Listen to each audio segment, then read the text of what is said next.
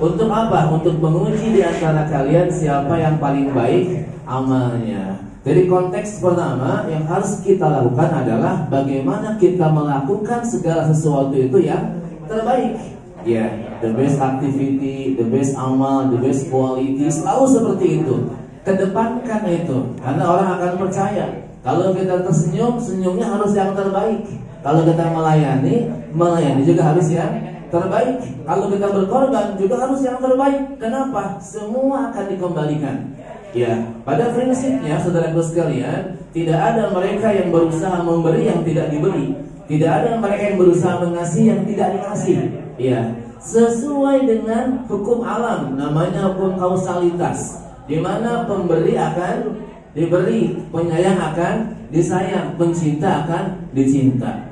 Tapi Ustaz, ini bagaimana? Kita sekarang dalam urusan usaha, urusan bisnis, urusan kerja, atau urusan yang lain, saudara. Ya, walaupun saat ini sudah terjadi bagaimana sesuatu transaksi terjadi, ya, tapi kita paham betul bahwa kenapa usaha yang kita lakukan sebagai seorang muslim harus berefek positif kehidupan dunia dan akhirat. Kenapa begitu? Firman Allah dalam bab usaha dalam Al-Quran surah ke-9 ayat 105, Allah sebutkan wa qul i'malu fasarallahu amalakum wa rasulul mu'minin. Ya, beraktivitaslah, berusahalah, bekerjalah. Ya, sesungguhnya Allah melihat kerja kalian, Rasul juga melihat, dan orang-orang iman, orang-orang beriman juga melihat. Artinya apa? Langkah kita, usaha kita, kerja kita, sungguh mari kita yakini sedang diperhatikan oleh Allah Subhanahu wa ta'ala. Ini yang harusnya melekat dalam pelaku usaha. Ya, atau bagaimana? Kita sebagai adik-adik, sebagai para pelajar nih, ya, ingat bahwa kita hidup ini selalu bingkai. Yang saya lakukan harus yang terbaik, apapun ya, dek. Menulis yang terbaik, kalau bikin SMS yang terbaik. Kenapa? Wasaturadduna ila alimil ghaibi wasyahadah fayunabbiukum bima kuntum ta'malun. Semua yang kita kerjakan akan disau nanti di yaumul kiamat. Siapa yang mensaunya? Yang mensaunya adalah Allah Subhanahu wa ta'ala, sebagai bukti bahwa Allah telah sungguh-sungguh untuk menilai kita. Ingat saudara sekalian, hidup di muka bumi pasca sekarang pasti ada hari akhir. Betul apa tidak? Ada orang, kita semua pernah ngalamin fase dari janin, dari bayi, dari anak-anak, dari remaja, dari orang tua, mungkin nanti menuju renta, dan pasca itu kita akan kemana? Ya, pasti kita katakan, oh kita meninggal. Apakah setelah meninggal akan selesai? Tentu tidak. Ada orang pelaku bisnis kesini, kesana, semua akhirnya dia menjadi tua. Pasca itu mau kemana? Ya, tentu sebagai orang beriman yang percaya bahwa pasca hari tersebut akan ada satu hari di mana kita akan dikumpulkan di hadapan Allah Subhanahu wa ta'ala. Ini yang harus kita raih juga. Di dunia kita raih, tentu ya kita harus meraihnya. Ya, jangan sampai kita kalah. Jangan sampai kita menjadi pecundang, karena yang dihargai dunia adalah mereka the winners, ya, bukan the loser. Di akhirat juga sama, mereka yang dihargai itu siapa? The winners. Siapa the winnersnya? Inna akramakum indallahi atqakum. The winnersnya adalah mereka yang takwa kepada Allah Subhanahu wa ta'ala.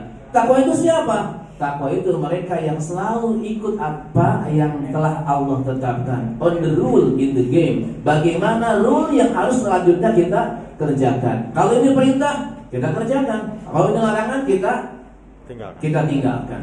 Ya, apapun, dimanapun Anda akan bertemu dengan ini.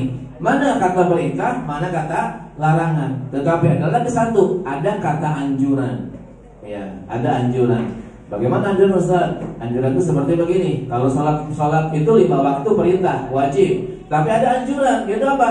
Salat malam, itu anjuran. Ini akan membuat apa? Ketika mereka sudah melaksanakan anjuran di atas perintah, maka punya edit value, punya nilai tambah. Maka saya yakin nih kafe akan maju kalau ada edit value di sini. Selain duduk di sini, ada tambahan yang dia rasakan. Apa tuh? Suasana sejuk, keramah tamahan pelayannya, ada fasilitas yang lebih yang tidak dimiliki oleh yang lain. Akan membuat apa? Akan membuat nanti brand image. Namanya apa nih? Di kafe. Oh, di kafe the best, di kafe luar biasa. Kenapa? Ada sesuatu yang lebih dibandingkan dengan yang lain. Apa yang bisa ditawarkan? Karena sesungguhnya sekarang semua sedang menawarkan. Ya, menawarkan apa? Menawarkan produk. Ya, kalau saya katakan kita juga sama sedang hidup, sedang ya beramal saleh, sedang ingin dilihat oleh Allah supaya kita sama-sama mulia di hadapan Allah Subhanahu wa taala. Ini yang mudah-mudahan mari kita sama-sama pahami hal seperti itu. Ya. Nah, terakhir ya, baginda Nabi Muhammad sallallahu alaihi wasallam itu ya sang entrepreneurship yang luar biasa. Ya, kenapa luar biasa? Karena Nabi Muhammad sallallahu alaihi wasallam disebutkan ya pasca ya Nabi Muhammad begitu lahir sudah tidak punya ayah, 6 tahun ibu sudah meninggal dunia.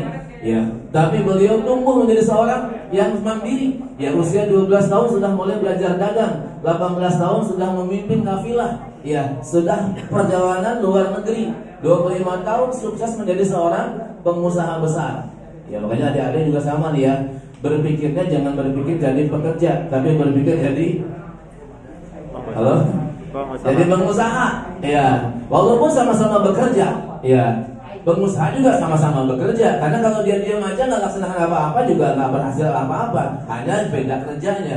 Tapi usaha kerja itu kok beda-beda, itu kata siapa? Itu kata Allah.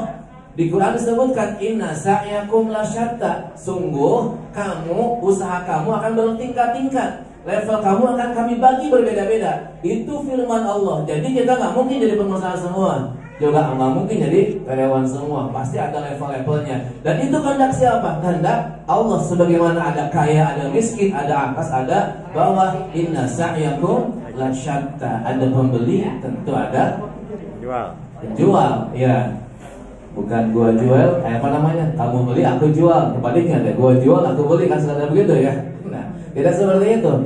Yang jelas saudara sekalian, pada akhirnya kalau usaha itu adalah sebuah upaya, mari kita pahami ada yang gaib yang akan menentukan usaha kita juga. Yang tadi ya Teddy menyebutkan kita berbagi dengan anak yatim. Saudara, Anda jangan khawatir ketika Anda berbagi dengan anak yatim dengan siapapun, karena tadi setiap rizki yang Anda keluarkan pasti akan dibalas, akan dikembalikan.